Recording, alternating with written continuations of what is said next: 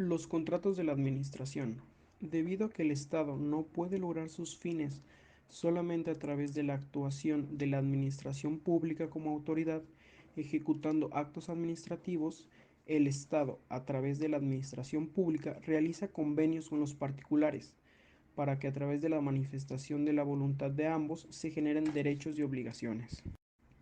Gracias a esto, el Estado obtiene los bienes y servicios que no le son posibles producir por sí mismo, ni obtenerlos por vía autoritaria, realizando operaciones contractuales de compraventa de muebles o inmuebles, arrendamiento de todo tipo de bienes, de servicios técnicos o profesionales, de transporte, suministros de energía, agua, entre otros. Este acuerdo de voluntades entre la administración pública y el particular puede realizarse de dos formas. La primera, contratos civiles de la administración, es en la que ambas partes se colocan en igualdad jurídica y bajo un régimen de derecho privado como lo hacen los particulares. La segunda, contratos administrativos, cuando la administración pública se coloca frente a su contratante en un plano de supraordenación sujeta a un régimen de derecho público. En ambos casos se realiza un convenio mediante el acuerdo de voluntades de las partes respecto de un bien o servicio determinado, dando lugar a los contratos de la administración. Diferencias entre los contratos administrativos y los contratos civiles de la administración. Para poder hacer diferenciación entre los contratos administrativos y los contratos civiles de la administración, se han desarrollado diversas teorías, dentro de las que destacan las siguientes: criterio subjetivo, criterio de la jurisdicción, criterio formal, de las cláusulas exorbitantes, criterio legalista, de los servidores públicos, de los fines de utilidad pública y del fin de interés público. Criterio subjetivo. Esta teoría parte solamente de las características de los sujetos que intervienen en la celebración de los contratos. En ella son contratos administrativos aquellos en los que una de las partes contratantes es un órgano de la administración pública. Este criterio no establece la diferencia entre ambas categorías de contrato, puesto de lo que se trata es de identificar en qué casos el contrato celebrado por la administración tiene la naturaleza de administrativo y cuándo de civil. Criterio de la jurisdicción. Conforme a esta teoría, los contratos administrativos son aquellos que en caso de controversia, su conocimiento está reservado a los tribunales administrativos. Serán contratos civiles de la administración cuando las controversias que genere su celebración, interpretación, ejecución o extinción se ventilen ante los tribunales ordinarios. Este criterio ha sido objetado en virtud de que se tendría que establecer si el contrato es de carácter administrativo o civil, para así determinar cuál sería el tribunal competente. Criterio formal. Para esta teoría, el contrato administrativo es aquel en que para su celebración la administración pública debe atender ciertas formas especiales, como la exigencia del procedimiento de la licitación, la exigencia de las bases o condiciones de contratación. Este criterio no es idóneo para determinar la naturaleza del contrato administrativo, en cuanto que en el derecho privado los contratos también pueden ser celebrados bajo tales formalidades. Criterio de cláusulas exorbitantes. Para esta teoría, son contratos administrativos aquellos en que la administración pública introduce cláusulas inusuales, que no son admisibles en un contrato de naturaleza civil, a las que se les denomina cláusulas exorbitantes al derecho privado. Estas cláusulas otorgan ciertos poderes a los órganos administrativos que los colocan en una posición de superioridad jurídica frente a su cocontratante relacionados con el acto contractual para adaptarlo a las necesidades públicas, ejecutar el contrato por sí o por un tercero en caso de incumplimiento o mora del contratante y por cuenta de éste, y dejar sin efecto unilateralmente en caso de incumplimiento cuando las necesidades lo exijan. Criterio legista. Para esta teoría son contratos administrativos aquellos que así califique el legislador. Tal criterio ha sido objetado en razón de que la naturaleza de un contrato no deriva de la disposición legal, sino de su contenido, además de que en algunos sistemas jurídicos no existen. Criterio de la finalidad de utilidad pública. Son contratos administrativos, de acuerdo con esta teoría, aquellos que celebra la administración con el propósito de satisfacer un fin de utilidad pública. Para entender mejor esto, la utilidad pública se refiere a aquella actividad, bien o servicio que es de beneficio o interés colectivo. Criterio de los servicios públicos. Conforme a esta teoría, son contratos administrativos aquellos que tienen por objeto la ejecución directa de un servicio público. Los servicios públicos son órganos administrativos encargados de satisfacer las necesidades colectivas, de una manera regular y continua. Criterio de la finalidad del interés público. De acuerdo con lo anterior, podemos considerar al contrato administrativo como el acuerdo de voluntades entre la administración pública y un particular, creador de derechos y obligaciones, cuya finalidad es satisfacer el interés público y que se encuentra sujeto a un régimen de derecho público. Concepto de contrato administrativo. Etimológicamente proviene del latín contratus, la que a su vez deriva de la palabra contraere, que significa reunir, lograr o concretar. El contrato administrativo es el acuerdo de voluntades entre la administración pública y un particular, creador de derechos y obligaciones, cuya finalidad es la satisfacción del interés público y que se encuentre sujeto a un régimen de derecho público. Características de los contratos administrativos. Constituyen verdaderos contratos en razón de que son celebrados por acuerdo de voluntades y que ésta es generadora de derechos y obligaciones. Una de las partes es siempre un órgano competente de la administración pública. El órgano administrativo lo celebra para satisfacer intereses públicos. Su régimen jurídico es de derecho público, razón por la cual puede contener cláusulas exorbitantes al derecho privado, aunque el hecho de que no las contenga expresamente no implica que el órgano administrativo no las puede ejercer, ya que las mismas siempre se hallan presentes por la naturaleza propia del contrato. Procedimiento para la formación de los contratos administrativos. La celebración de los contratos administrativos que realiza la Administración está precedida de un procedimiento específico que, además de constituir un requisito legal para la formación de la voluntad administrativa contractual, servirá para seleccionar a su co-contratante. El procedimiento formativo del acuerdo de voluntades es de gran importancia y en esencia es semejante para cualquier contrato que celebre la administración pública. El sistema de libre elección. El sistema de libre elección del contratante de la administración pública consiste en la facultad que tienen los órganos administrativos para elegir, en forma directa y discrecional, a la persona con la cual van a contratar sin sujetarse a procedimiento especial alguno. Doctrinalmente se ha considerado que este sistema constituye la regla general de actividad contractual de la administración pública, pues se dice que los sistemas restrictivos solo operan de manera excepcional cuando exista una norma jurídica que así lo establezca, ya que de lo contrario el órgano administrativo goza de libertad para que de manera directa y discrecional seleccione a su contratante. Tal sistema es el virtud de que partiendo de la base constitucional del artículo 134 se puede observar que el sistema restrictivo solo opera tratándose de la materia a la que ahí se prevé, lo que además, comparado con la inmensa mayoría de materias que a diario son sujetas de actividad contractual administrativa, las previstas en el precepto resultan cuantitativamente menores. Sistema de restricción. Los sistemas de restricción limitan la libertad de los órganos administrativos para seleccionar a su contratante, ya que deben realizarla a través de un procedimiento especial. Estos sistemas restrictivos constituyen una excepción al sistema de libre elección, puesto que solo son obligatorios cuando la norma jurídica lo establece.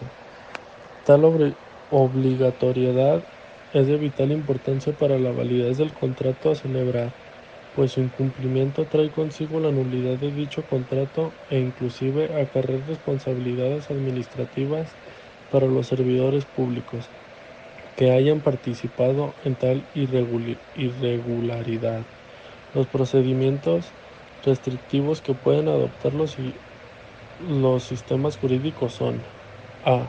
Licitación en sus diferentes tipos. 1. Pública. 2. Privada. Y una tercera denominada licitación restringida, respecto a lo cual los autores no se han puesto de acuerdo acerca de su obligación, ya que algunos la colocan como subespecie de la privada o la pública, y otros en el tipo autónomo. B. La contratación directa. C. El remate o subasta. Y D. El concurso. Elementos de los contratos administrativos. Sujetos. Son por una parte el órgano administrativo y por otro el cocontratante, que puede ser un particular o bien otro órgano administrativo. El órgano administrativo debe ser competente y en caso de que no lo fuera, existiría un vicio que lo tornará nulo. Siempre deberá estar sujeto a las disposiciones legales respecto de sus facultades. El particular podrá ser una persona física o moral y su característica es la siguiente: plena capacidad para contratar. En caso de no tenerla, el contrato será inválido. En resumen, para que el acto administrativo sea válido, es necesario que las partes que lo celebran tengan aptitud legal. Consentimiento. Es un requisito indispensable del contrato, ya que a través de este se da el acuerdo de voluntad de las partes. El consentimiento del órgano administrativo se encuentra sometido a formas especiales del derecho público, las cuales se deben seguir al pie de la letra para que sea válido. La expresión de la voluntad en los contratos administrativos, por regla general, no se realiza mediante el procedimiento de libre discusión, sino que el consentimiento del cocontratante se esté manifestando por medio de la adhesión a las cláusulas que son elaboradas por el propio órgano administrativo. Por otro lado, el consentimiento tanto del órgano administrativo como de su contratante no debe ser viciado por error, dolo, violencia o intimidación. En caso de ser así, pasa a ser inválido. El consentimiento expresa acuerdo de dos o más voluntades sobre una misma cuestión.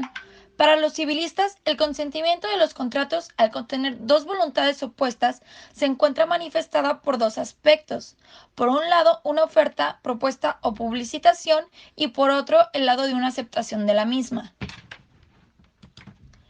Vicios del consentimiento.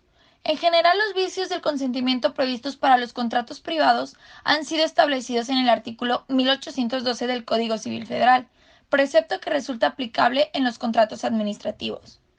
Los vicios del consentimiento son aquellos que causan la anubilidad del contrato. El Código Civil Federal lo identifica como una causa de invalidez del contrato, mientras que el artículo 1812 lo enumera en error, violencia y dolo.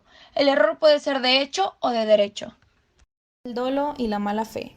El artículo 1815 del Código Civil Federal define el dolo en los contratos como cualquiera sugestión o artificio que se emplee para inducir a error o mantener en él a alguno de los contratantes, y por mala fe, la disimulación del error de uno de los contratantes una vez conocido. De igual forma, no hay que confundir el dolo con el error en cuanto que éste no es la causa sino el efecto del engaño. El dolo tiende a producir engañar a la otra parte, falseando intencionalmente la causa o motivo del contrato. Con lo dispuesto por el artículo 1816, el dolo o mala fe de una de las partes, habiéndolo la otra, anula el contrato si ha sido la causa determinante de este acto jurídico. La violencia. En los términos del artículo 1819, hay violencia cuando se emplea fuerza física o amenazas que importen peligro de perder la vida, la honra, la libertad, la salud o una parte considerable de los bienes del contratante, de su cónyuge, de sus descendientes o de sus parientes colaterales dentro del segundo grado. Tenemos que la violencia, como vicio de la voluntad, puede ser de dos tipos: violencia física y la violencia moral. La física es la que ejerce una de las partes sobre la otra a través de acciones materiales como son golpes, lesiones, privación de la libertad, tendientes a causar miedo, intimidación y dolor para obligarlo a la celebración del contrato. En cambio, la violencia moral constituye la presión psicológica que una de las partes aplica a la otra, provocándole un temor o miedo de sufrir un peligro o daño en su persona, en sus bienes, en sus familiares, con la finalidad de que celebre el contrato. Objeto. Es la prestación buscada por las partes, es decir, la consecuencia que se persigue al celebrarlo y que se traduce en un dar, hacer o no hacer. La doctrina distingue entre objeto inmediato y objeto mediato. El objeto inmediato es el establecimiento de la obligación que ambas partes pretenden con su realización. En cambio, el objeto mediato es la materia sobre la que se va a incidir la obligación, la adquisición o prestación del bien o servicio. Para que el contrato sea válido debe tener un objeto cierto, posible, lícito y determinado o determinable en cuanto a su especie. Causa. Son las situaciones de hecho y de derecho que tanto en el órgano administrativo y en su co-contratante han influido para la celebración del contrato, es decir, el porqué de la contratación. La causa en el contrato administrativo es de gran relevancia en tanto que la misma está fuertemente vinculada con la finalidad de este acto, pues es indiscutible que la satisfacción de los intereses públicos en concreto son la causa determinante que impulsa al órgano administrativo a la celebración del contrato. Finalidad. Consiste en el propósito para la celebración de tal acto, lo cual que se traduce en el fin último que se persigue con él, que no es otra cosa que la satisfacción del interés público, tal y como acontece en los actos administrativos. El fin aquí también ha de ser específico, determinando en cada caso concreto para la celebración del contrato respectivo, de acuerdo con las normas jurídicas establecidas para tal efecto. Este elemento es de suma importancia, como ya que la irregularidad de la finalidad en los contratos administrativos lo torna inválido. La licitación pública. La palabra licitación ha sido usada de manera confusa en nuestra legislación, puesto que para referirse a ella se usan como sinónimos las de concurso o subasta, las cuales resultan impropias desde el punto de vista jurídico. Si bien es cierto que licitación, subasta y concurso tienen en común la existencia de una concurrencia y oposición de oferentes que tienen interés en que se le adjudique un contrato, constituyen figuras jurídicas de significado diferente. Por ello resulta incorrecto emplearlas como sinónimos. Dentro del campo del derecho administrativo, el término licitación se aparta de la concepción etimológica y gramatical para asumir una acepción propia del derecho que lo regula.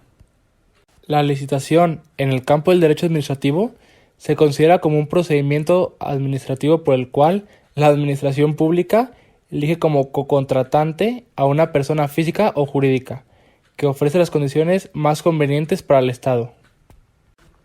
Características de la licitación. La primera es que es un procedimiento en virtud de que se compone de una serie de actos regulados por normas administrativas. La segunda es que este proceso tiene como finalidad escoger a la persona física o jurídica con la cual la administración pública habrá de celebrar un contrato determinado. Y la tercera es que la selección se hace sobre quien haya ofrecido las condiciones más ventajosas para la administración pública. En cuanto a la naturaleza jurídica de este, conviene señalar que consiste en un llamado que la administración pública hace a los particulares, de manera personal, para que formulen sus ofertas a fin de que llevar a cabo una contratación. Fines de la licitación. La tramitación de la licitación, además de perseguir con finalidad asegurar para la administración pública las mejores condiciones disponibles en cuanto a precio, calidad, financiamiento y oportunidad, también contempla la eficacia, eficiencia y honradez de aspectos como los que integran la moralidad administrativa. A fin de evitar que la licitación pública se preste a rebajas excesivas del precio que comprometen en definitiva la correcta prestación contratada, nuestros sistemas jurídicos, tratándose de obras públicas, adquisiciones, arrendamientos y prestación de servicios relacionados con bienes inmuebles, no solo tomó en cuenta la oferta del precio más bajo, sino que también la condiciona a la calidad de los productos, al financiamiento, a la oportunidad y demás circunstancias pertinentes. Principios jurídicos. De acuerdo con la razón jurídica de la licitación, los principios esenciales y fundamentales que la rigen son la concurrencia, la igualdad, la publicidad y la oposición o contradicciones. Tales principios rigen el procedimiento licitatorio, razón por la cual el incumplimiento de cualquiera de ellos lo vicia de nulidad. Concurrencia. El principio de concurrencia asegura la participación de un mayor número de ofertas, lo cual le permite tener una más amplia selección y estar en la posibilidad de obtener las mejores condiciones en cuanto a precio, calidad, financiamiento, oportunidades y demás circunstancias. Por tal motivo, la publicación de las convocatorias debe realizarse con toda oportunidad en los diarios objetos oficiales, así como en los diarios privados de mayor circulación, a fin de que los interesados tengan pleno conocimiento del llamado de la administración pública. Igualdad. La igualdad constituye uno de los principios más importantes de la licitación pública, pues con base a ella se asienta la moralidad administrativa que debe regir el procedimiento licitatorio. La igualdad también se manifiesta en el sentido de que solo es posible una real confrontación entre los oferentes cuando estos se encuentran colocados en iguales condiciones, sin que existan discriminaciones o tolerancias que favorezcan a uno en perjuicio de otros. Publicidad. El principio de publicidad implica la posibilidad de que los interesados conozcan de todo lo relativo acerca de la licitación correspondiente, desde el llamado a formular ofertas hasta las etapas conclusivas. Oposición o contradicción. El principio de oposición o contradicción deriva a su vez del principio de debido proceso, previsto en el artículo 14 constitucional, el cual implica la intervención de los interesados en las discusiones o controversias de interés de dos o más particulares, facultándolos para impugnar las propuestas de los demás y a su vez para defender la propia, frente a las impugnaciones de otros. Autorización presupuestaria. La celebración de contratos por parte de la administración pública representan compromisos que afectan el gasto público. Por ello, para realizar tal compromiso es necesario que exista la partida presupuestal con fondos disponibles, a la cual se le aplicará el gasto correspondiente previamente autorizado. Por otro lado, existen algunos casos en los que es necesario contar con autorización previa a la contratación, otorgada por los órganos de control presupuestal competentes, como es el caso de que el compromiso rebase las asignaciones presupuestales aprobadas para el ejercicio en el que se celebren los compromisos respectivos, o en el caso de que tales compromisos se tengan que afrontar con créditos internos o externos. Preparación de las bases o pliego de condiciones. Es característica de las licitaciones que cuentan con una descripción detallada de la contraprestación requerida por la administración que va a constituir el objeto de contratación. Esta descripción figura a un documento elaborado por el órgano administrativo correspondiente, denominado base o pliego de condiciones. Este documento, se ha dicho, constituye un conjunto de cláusulas preparadas unilateralmente por la administración, destinadas tanto a la formulación del contrato a celebrar como a su ejecución, ya que detalla en forma circunstanciada el objeto de contrato, su regulación jurídica y los derechos y las obligaciones de las partes. Por ello, las bases o pliego de licitación incluyen condiciones específicas de carácter jurídico, técnico y económico, que se resumen por un lado en cláusulas de tipo general, las cuales constituyen verdaderas disposiciones jurídicas reglamentarias en cuanto versan sobre el procedimiento licitatorio en sí, y por otro lado, cláusulas especiales que constituyen disposiciones específicas de naturaleza contractual relativas al contenido del contrato a celebrar. En consecuencia, la preparación de los bienes constituye una etapa muy importante del procedimiento licitatorio, pues en ella la administración determina qué es lo que se quiere contratar, la forma y las condiciones que lo harán, las obligaciones y responsabilidades de las partes contratantes. Las bases de licitación producen efectos jurídicos propios, en cuanto que la administración pública no puede modificarlas después de haber efectuado el llamado a la licitación, sino dentro de ciertos límites, pero no podrá hacerlo bajo ninguna circunstancia una vez iniciado el acto de apertura de oferta. Por otro lado, las bases obligan a los ofertantes hasta el momento en el que son descartadas o desechadas sus propuestas y siguen obligando al adjudicatario como el contrato mismo. Las bases de licitación pueden ser generales y especiales. Las primeras son las que se elaboran para aplicarse a todos los contratos de la administración o por lo menos a una categoría determinada de los mismos, por lo que su preparación y aprobación no se realiza para cada licitación, sino ya se encuentran efectuadas previamente. Por su parte, las bases especiales se elaboran y aprueban para cada una de las licitaciones y contratos que celebran la administración pública. Ellas constituyen complementos de las bases generales para cada caso en concreto. Publicación de la convocatoria. Siendo una característica de la licitación pública la invitación general e indeterminada que se formula a todos los posibles interesados en contratar con la administración pública, la forma por medio de las cuales se otorgan la indeterminación del destinatario de sus invitaciones es a través de la publicación de la convocatoria respectiva, la cual se hace a través de el Diario Oficial y uno de los periódicos privados de mayor circulación en el país, así como uno de las de la entidad federativa en donde se utilizará el producto adquirido o bien en donde se realizará la obra pública según sea el caso. Son las normas jurídicas las que establecen en cuál medios publicitarios deben difundirse la convocatoria, y por ello tales medios resultan obligatorios para el órgano convocante. Nada impide que el llamado de la licitación pública se haga a través de los otros medios de difusión que se juzgue conveniente para facilitar la congruencia de los interesados y así lograr la finalidad de la licitación. La elección de otros medios publicitarios constituye una facultad discrecional de la licitante, aunque no debe ejercerse caprichosamente, puesto que es una excesiva utilización de tales medios que lleguen a resultar innecesarios, daría lugar a responsabilidades del servicio público que las ordene, por el ejercicio de recursos económicos de manera injustificada. Dicha convocatoria debe contener los requisitos necesarios a fin de las posibilidades de los interesados estén en condiciones de representar sus ofertas, por lo que de manera general deben contener 1. El nombre, denominado o razón social de la dependencia o entidad convocante. 2. El objeto de la licitación.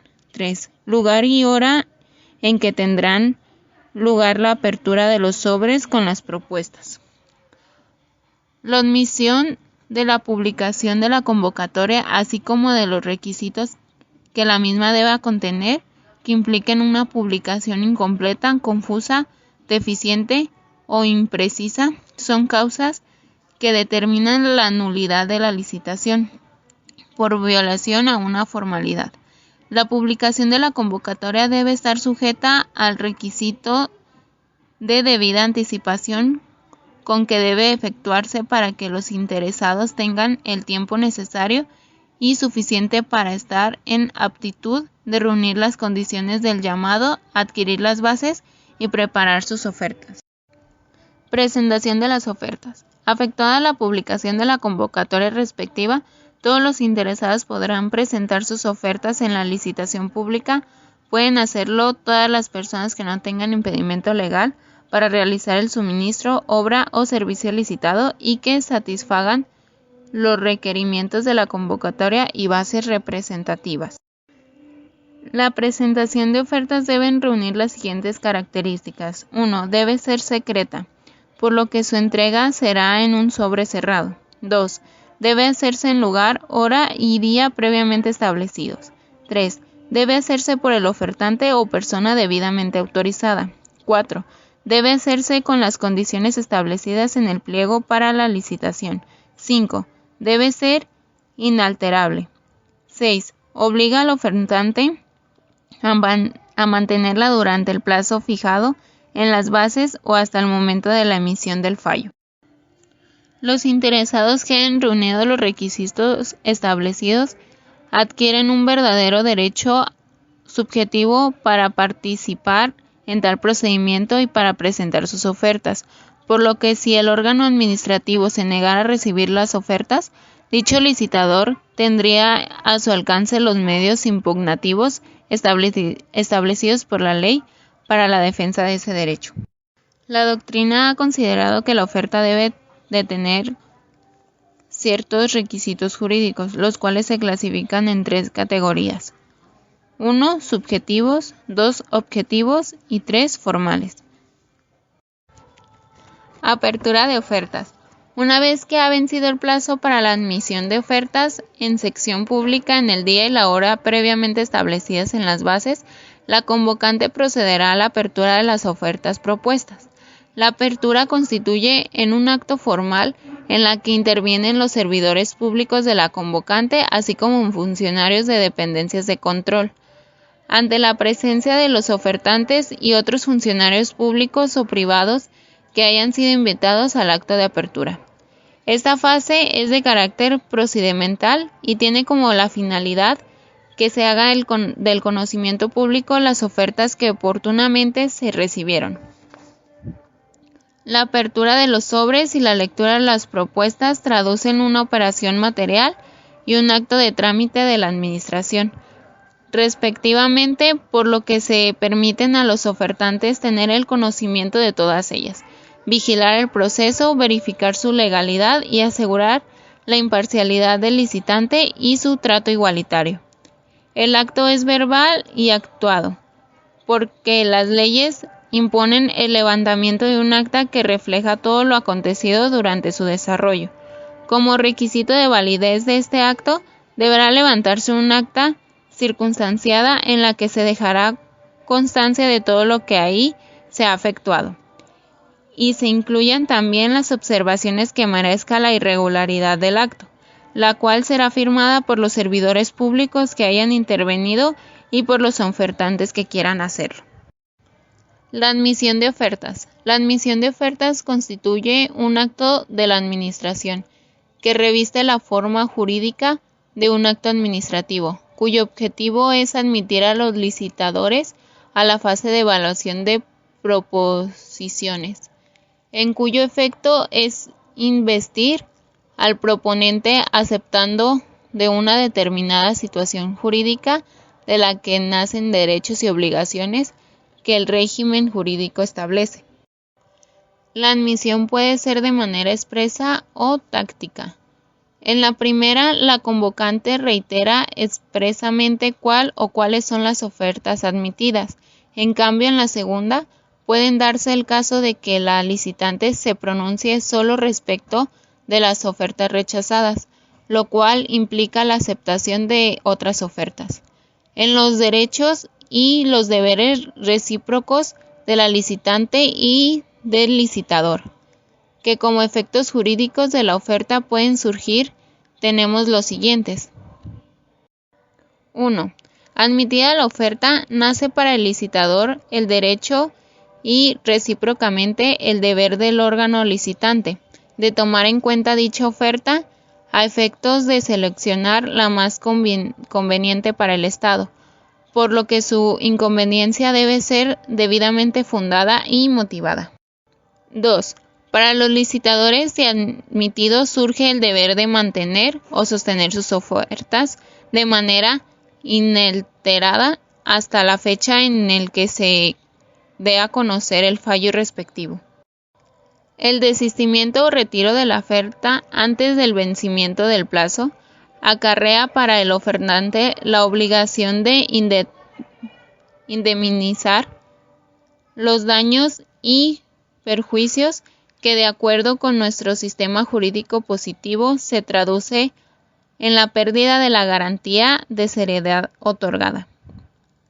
3. La aceptación de la forma origina el derecho del ofertante para que en caso de empate pueda mejorar su propuesta.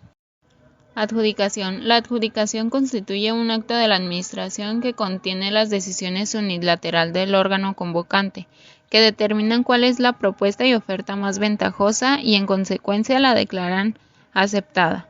Previamente a la adjudicación, el órgano convocante debe proceder al estudio y al análisis de las ofertas aceptadas, a fin de estar en posibilidad de conocer cuál es la más conveniente para el Estado. Este acto constituye la última fase del procedimiento licitatorio que se efectúa para las preparaciones de la voluntad contractual administrativa y que producen los siguientes efectos. 1. Libera de cualquier obligación a los licitadores cuyas ofertas hayan sido desestimadas y las genera el derecho a retirar sus documentos y garantías. 2. Notifica la adjudicación al beneficiario.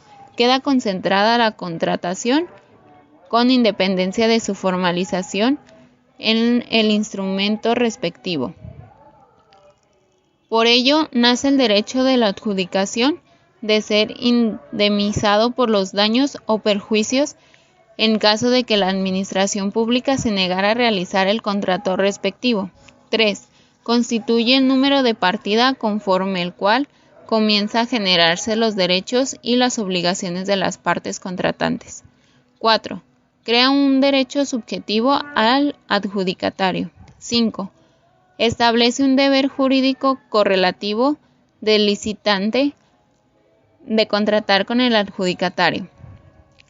6. Obliga a la administración pública a mantener inalterables las bases de licitación. 7. Da lugar la obligación del adjudicatario de integrar las garantías de cumplimiento del contrato.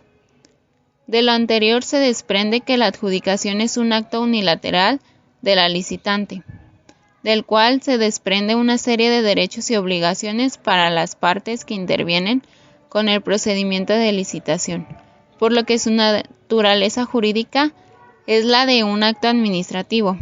Por otro lado, si bien la adjudicación constituye una declaración unilateral de voluntad expresada con usos de facultades discrecionales, la misma se halla limitada por dos condiciones. 1. Que se emitan con arreglo o previsto en las bases de licitación y demás disposiciones jurídicas aplicables. 2. Que recaiga en la oferta que resulte más conveniente para el Estado. Perfeccionamiento o formalización del contrato.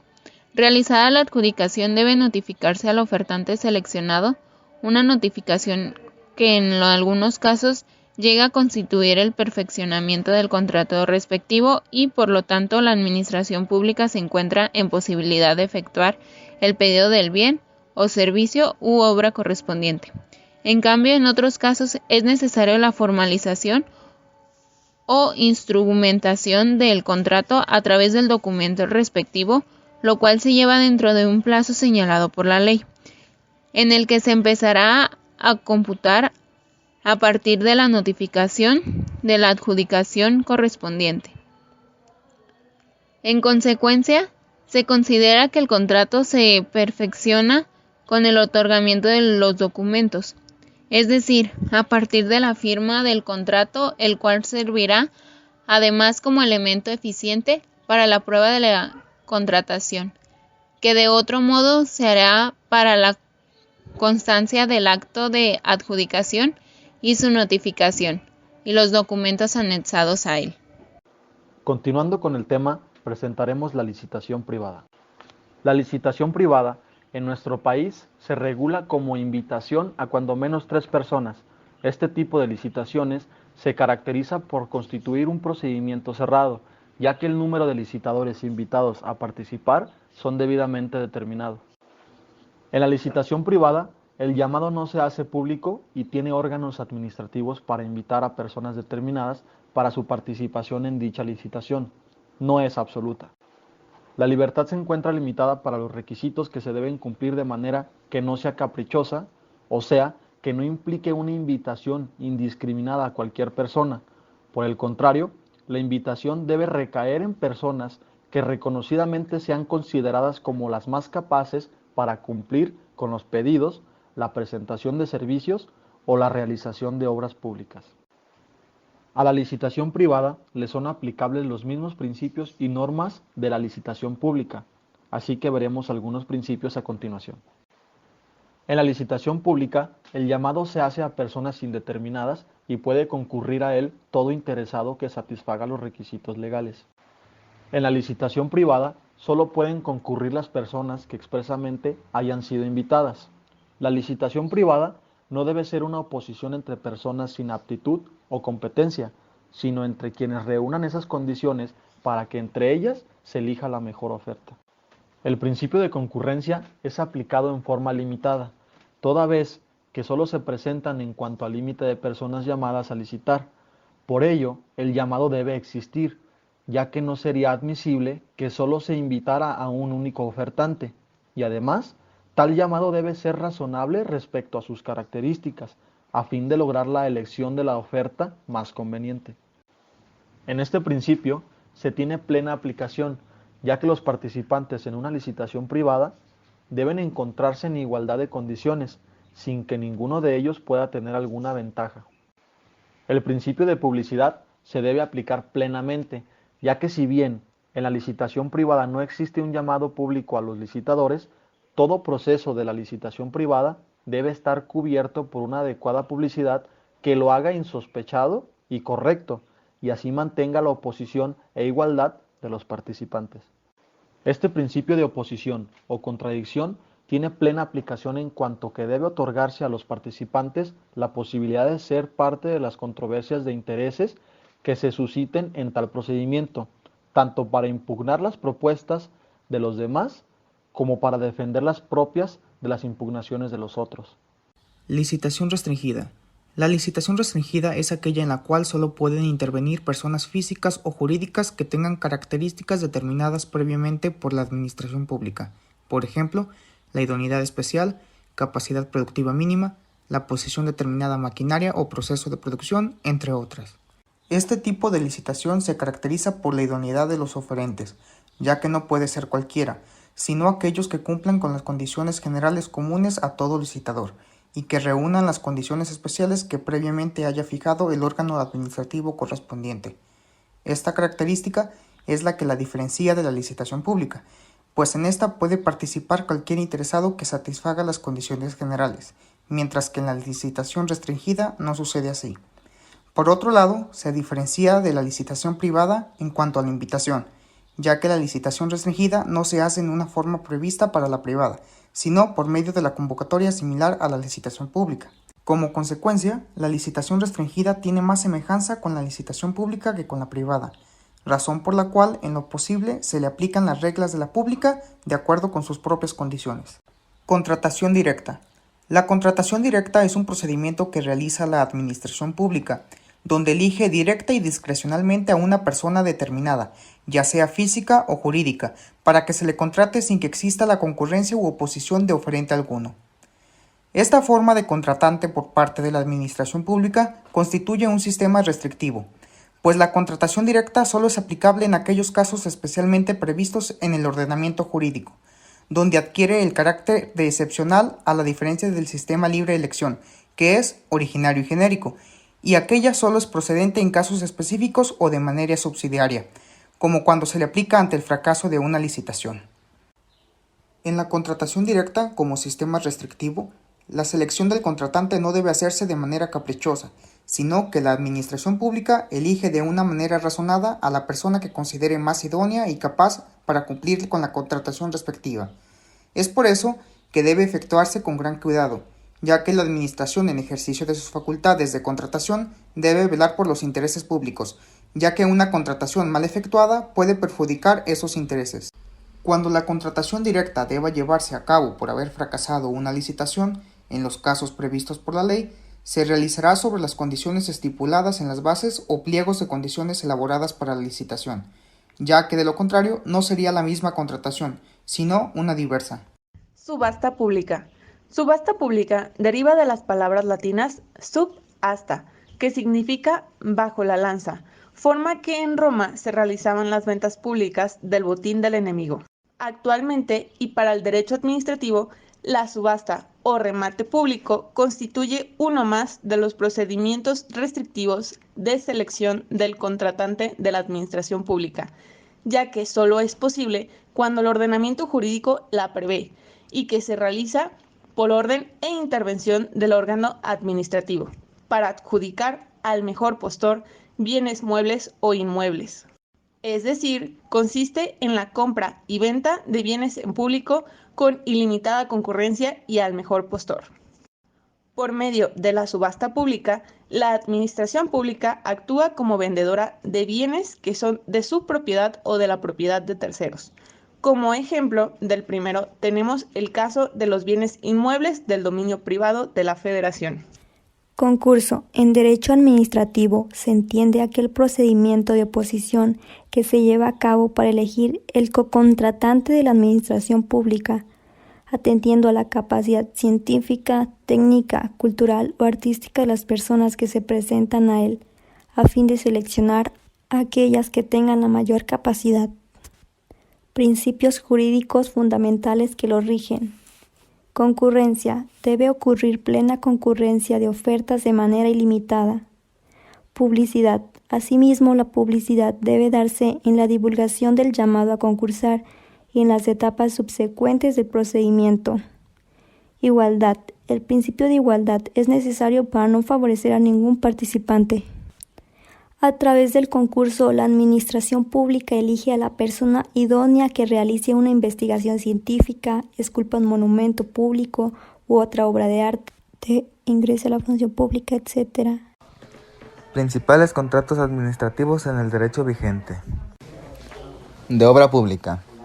Es el contrato administrativo por excelencia, mediante el cual el contratista se obliga a construir, reconstruir, reformar, reparar, mantener o demoler un bien inmueble, mediante el pago de un precio que se obliga a pagarle a otro sujeto, que siempre será un órgano de la administración pública.